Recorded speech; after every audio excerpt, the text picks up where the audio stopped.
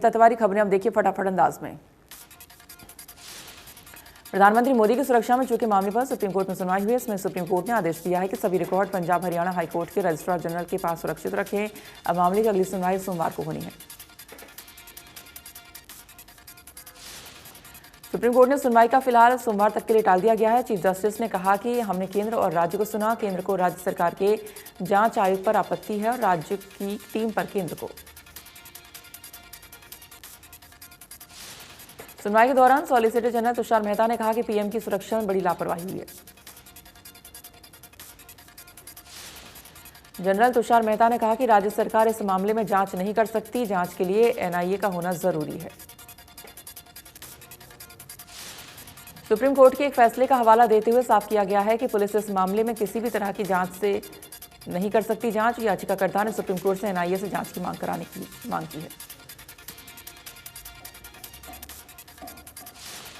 गृहमंत्री अमित शाह ने पंजाब में पीएम की यात्रा के दौरान गंभीर सुरक्षा चूक के जांच के लिए 3 सदस्यीय टीम का गठन किया है। टीम को जल्द जांच कर रिपोर्ट सौंपने को कहा है। प्रधानमंत्री मोदी की सुरक्षा में चूके मामले पर पंजाब सरकार अब एक्शन में आई है। पंजाब सरकार ने मसले की जांच के लिए हाई लेवल कमेटी बनाई है। कमेटी में रिटायर्ड जस्टिस मेहताब सिंह गिल और प्रमुख सचिव अनुराग वर्मा शामिल हैं। ये कमेटी 3 दिनों में अपनी रिपोर्ट पेश करेगी।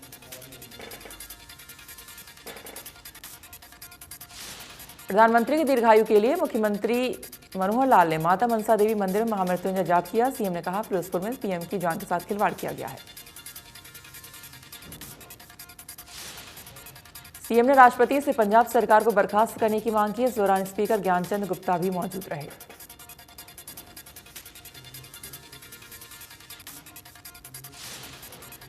प्रधानमंत्री के सुरक्षा चूक मामले को लेकर राज्यपाल से मुख्यमंत्री के नेतृत्व में मिला प्रतिनिधिमंडल। पंजाब सरकार के रवैये के खिलाफ की शिकायत।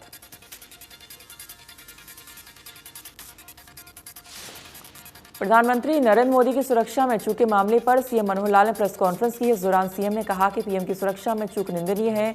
राष्ट्रपति तुरंत पंजाब सरकार को करे बर्खास्त। सीएम ने कहा कि गरीबों को सरकारी योजनाओं का लाभ देना है। लोगों की वार्षिक आय के लिए सर्वे करा रहे हैं।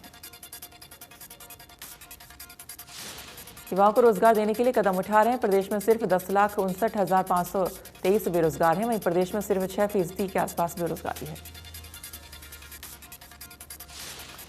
सीएम ने कहा कि कोरोना की तीसरी लहर काफी खतरनाक है। प्रदेश में वैक्सीनेशन की गति भी बढ़ाई गई है। एक दिन में 2,500 से ज्यादा केस है।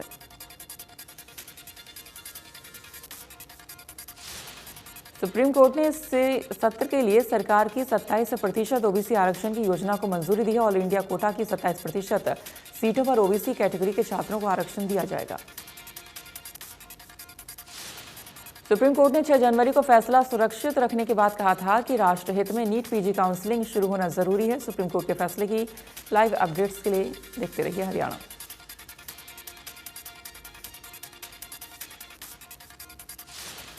सुप्रीम कोर्ट ने इस सत्र में ओबीसी और ईडब्ल्यूएस कोटे के लिए सरकार की योजना को मंजूर कर लिया है। इसके साथ ही नीट पीजी के छात्रों को राहत मिली है क्योंकि अब काउंसलिंग की राह साफ हो गई है।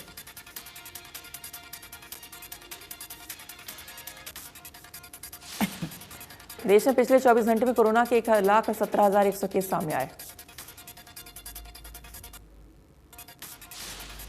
देश में एक दिन में 30,836 मरीज रिकवर हुए। वहीं देश में एक्टिव केस की संख्या 3,71,000 के पार।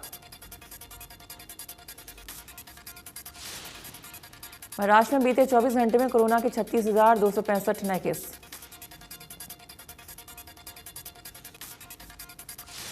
गुजरात में कोरोना के 4,213 नए मरीज मिले हैं।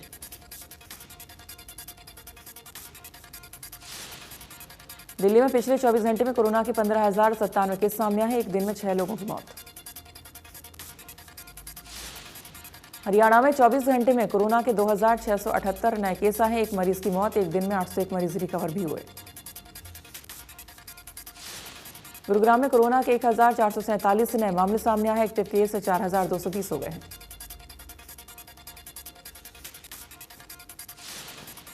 अंबाला में कोरोना के 170 करीब नए केस दर्ज किए गए हैं, जिसके बाद कोरोना के एक्टिव केस 351।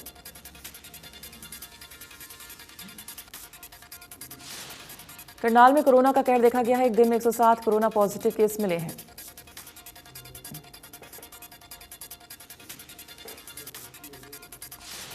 फरीदाबाद में कोरोना का कहर बढ़ता ही जा रहा है। जिले में पिछले 24 घंटों में 297 नए मरीज मिले हैं। अब जिले में 1100 से ज्यादा एक्टिव केस हैं।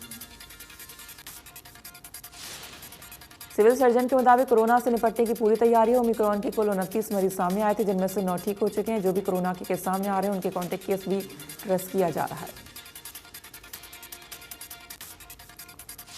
सभी इलाकों में अलग अलग कंटेनमेंट जोन बनाए जा रहे हैं। लोग आईसीयू में भर्ती हैं जो अलग अलग बीमारियों से भी ग्रसित हैं।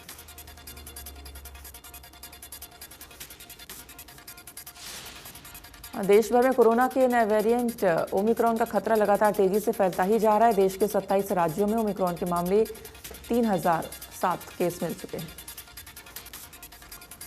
महाराष्ट्र में ओमिक्रॉन के 79 नए मामले सामने आए हैं। वहीं राज्य में ओमिक्रॉन के कुल 876 मामले हो गए हैं। दिल्ली में एक दिन ओमिक्रॉन के 114 नए केस सामने आए हैं। इसके साथ ही दिल्ली में ओमिक्रॉन के कुल 465 मामले हो गए हैं। राजस्थान में ओमिक्रॉन के 291 मामले हो गए हैं। वहीं 159 मरीज रिकवर भी हो चुके हैं।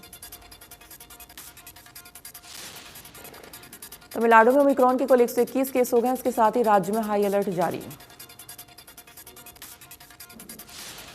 केरल में ओमिक्रॉन के केस तेजी से बढ़ते जा रहे हैं। राज्य में ओमिक्रॉन के 50 नए केस सामने आए हैं, जिसके 284 कुल केस हो गए हैं। कर्नाटक में भी ओमिक्रॉन के 333 केस हो गए हैं। इस दौरान राज्य सरकार ने पाबंदियां लगा दी हैं। गुजरात में भी ओमिक्रॉन के मामले तेजी से फैल रहे हैं, जहां ओमिक्रॉन के 204 मामले हो गए हैं। तेलंगाना में अब तक ओमिक्रॉन के कुल 107 केस मिल चुके हैं, जिसके बाद से सरकार ने प्रदेश में पाबंदियां बढ़ा दी हैं। यूपी में ओमिक्रॉन के अब तक 31 केस हो गए हैं। वहीं 6 मरीज रिकवर हुए हैं। प्रदेश में ओमिक्रॉन के 8 नए मामले सामने आए हैं। इसी के साथ प्रदेश ओमिक्रॉन के कुल 114 केस हो गए हैं। प्रदेश में ओमिक्रॉन के 31 केस एक्टिव हैं। वहीं 83 मरीज रिकवर भी हुए।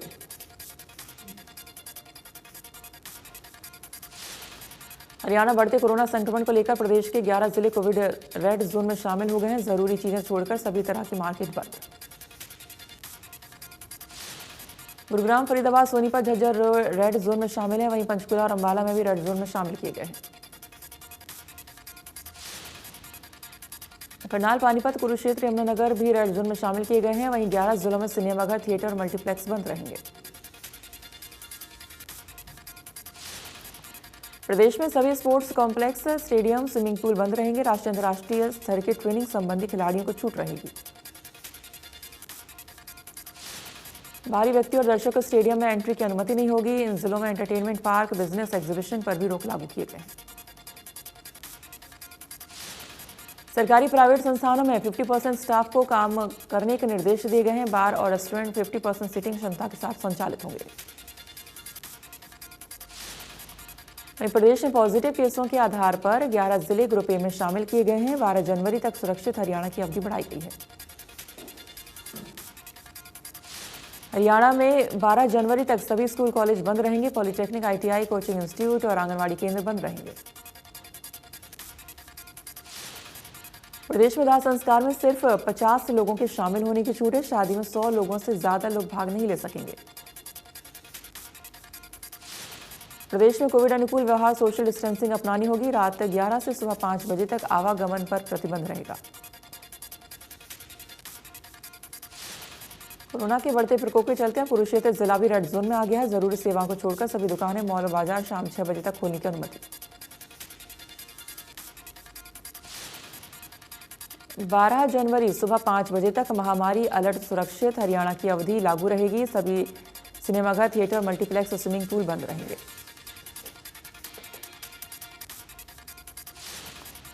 जिला उपायुक्त ने कहा कि सभी एंटरटेनमेंट पार्क और बिजनेस टू बिजनेस एग्जीबिशन भी पर प्रतिबंध रहेगा। सरकारी और प्राइवेट संस्थानों के कार्यालयों में 50% स्टाफ के साथ काम करने की सलाह दी गई है। जिले में रेस्टोरेंट 50% सीटिंग की क्षमता के साथ चलेंगे। करनाल में कोरोना के बढ़ते मामलों के बीच 11 जिलों में रेड जोन घोषित किया गया है, जहां करनाल में भी आंशिक लॉकडाउन शुरू हो गया है। जिला उपायुक्त निशांत कुमार ने बताया कि इस लॉकडाउन के दौरान सिनेमाघर, मल्टीप्लेक्स, स्पोर्ट्स कॉम्प्लेक्स और स्विमिंग पूल बंद रहेंगे। झज्जर में कोरोना के मामले बढ़ रहे हैं। इस दौरान जिला रेड जोन में शामिल हो गया है, जहां कोरोना के 32 नए मामले सामने आए।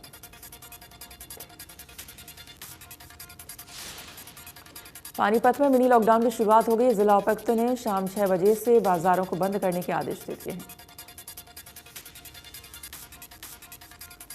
भिवानी के लघु सचिवालय में आने वाले लोगों की कोरोना की जांच की जा रही है। साथ ही बिना वैक्सीन वाले लोगों का वैक्सीनेशन भी किया जा रहा है।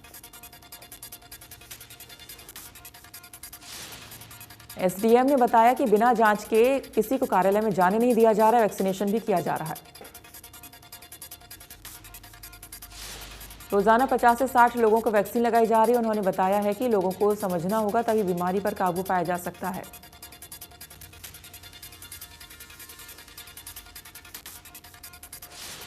रोहतक में 15 से 18 साल के बच्चे वैक्सीन लगवाने के लिए काफी उत्साहित हैं। बच्चों का कहना है कि अब कोरोना के खिलाफ इस लड़ाई को वो भी शामिल हैं।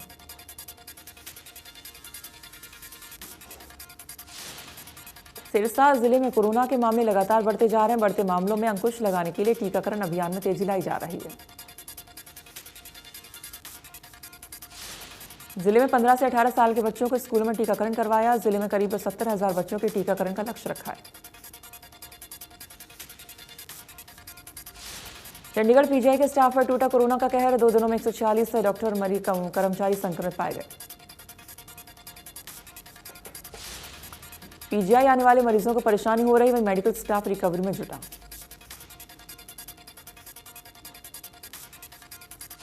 स्वास्थ्य मंत्री अनिल विज ने दावा किया है कि कोरोना से निपटने की तैयारी पूरी है। पर्याप्त संख्या में आइसोलेशन और आईसीयू बेड्स हैं।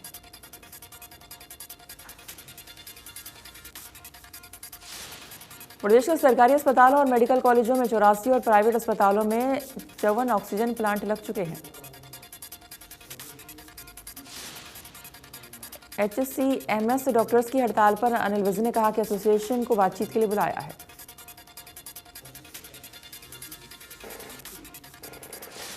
टोरहान में लायंस क्लब की ओर से कोरोना महामारी के प्रति जागरूकता फैलाने के लिए कार्यक्रम का आयोजन किया गया है, जिसका शुभारंभ डीएसपी विरम सिंह ने किया। इस दौरान डीएसपी ने no mask no vaccination no entry के पोस्टर लगाकर अभियान की शुरुआत की है, जिन्होंने हम लोगों को जागरूक करने के लिए मुहिम शुरू की।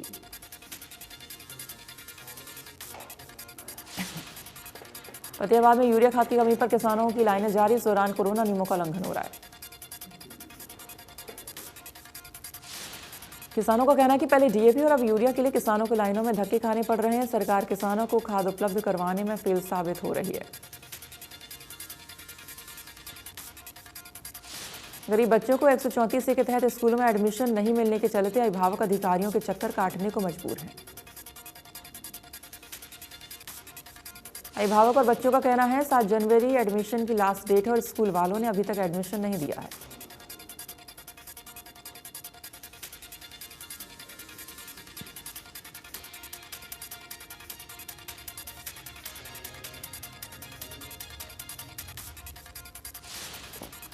रतिया के मेन बाजार में सड़क उखाड़ कर दोबारा निर्माण शुरू नहीं करने पर दुकानदारों में भारी रोष। दुकानों के सामने सड़क पर गंदगी होने से लोगों को दिक्कत।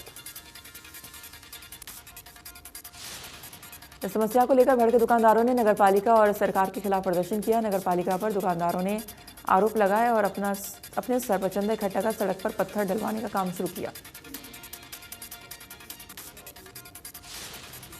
दुकानदारों का कहना है कि ठेकेदार ने सड़कों से टाइलें उखाड़ ली, मिट्टी डलवा दी, लेकिन उसके बाद निर्माण करना भूल गया।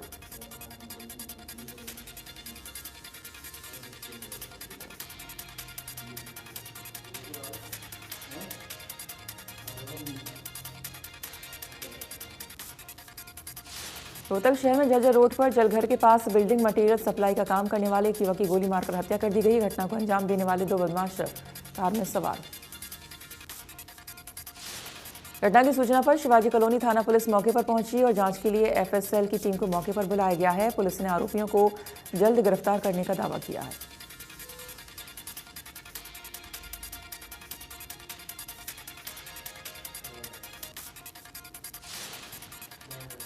4 जनवरी को घी व्यापारी राजू को गोली मारकर बदमाशों ने लूट की वारदात को अंजाम दिया था। इस मामले में एसआई कांस्टेबल और एसपीओ को सस्पेंड कर दिया है। एसआई कांस्टेबल और एसपीओ पर आरोप है कि उन्होंने घायल घी व्यापारी को अपनी गाड़ी में अस्पताल नहीं पहुंचाया। इस दौरान उन्हें तत्काल प्रभाव से सस्पेंड कर दिया। कस्टमर केयर प्रतिनिधि बनकर लोगों से ठगी करने वाले गिरोह के 7 सदस्यों को साइबर अपराध थाना फरीदाबाद ने गिरफ्तार किया है। फरीदाबाद में एक लड़की के साथ दुष्कर्म की वारदात को अंजाम देकर आरोपी ने लड़की को मौत के घाट उतार दिया। वहीं हत्या के बाद आरोपी ने लड़की के परिजनों को फोन कर जानकारी दी है, जिसके बाद मौके पर पहुंची पुलिस ने शव को कब्जे में लेकर पोस्टमार्टम के लिए अस्पताल भेजा।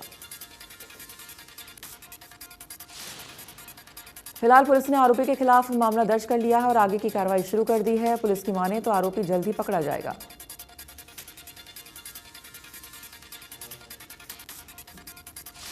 कोटा के शीतलनगर जलघर के पास एक युवक की गोली मारकर हत्या कर दी गई है। पूरी वारदात सीसीटीवी कैमरे में कैद हो गई। फिलहाल पुलिस ने मामला दर्ज कर जांच करनी शुरू कर दी है।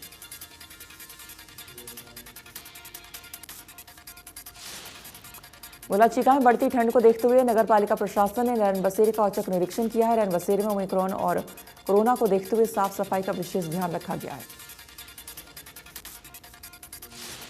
रैन बसेरे में महिलाओं और पुरुषों के लिए अलग अलग पोर्शन बनाए गए हैं। रैन बसेरे में आने वाले लोगों के लिए एलईडी और भोजन की विशेष रूप से व्यवस्था है।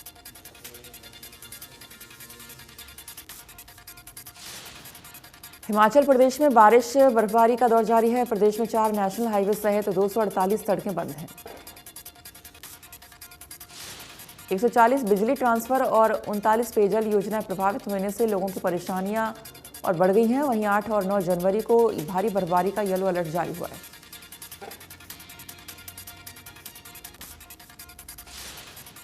दिल्ली में हवा की गुणवत्ता में सुधार वेरी पुअर से पुअर कैटेगरी में पहुंचा। Air quality index 273।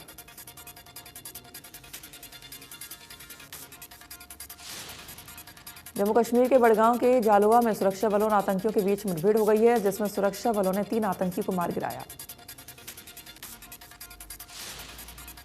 जवानों को 2 आतंकियों के छिपे होने की खबर मिली थी। कल से बड़गांव में सुरक्षा बलों का ऑपरेशन जारी है। दक्षिण अफ्रीका ने जोहानिसबर्ग के वंडरस में खेले गए दूसरे टेस्ट में भारत को 7 विकेट से हरा दिया। इसी के साथ 3 टेस्ट की सीरीज 1-1 से बराबर कर ली है। भारतीय टीम ने 240 रन का लक्ष्य रखा था, जिसे दक्षिण अफ्रीकी टीम ने 3 विकेट के नुकसान पर हासिल कर लिया है।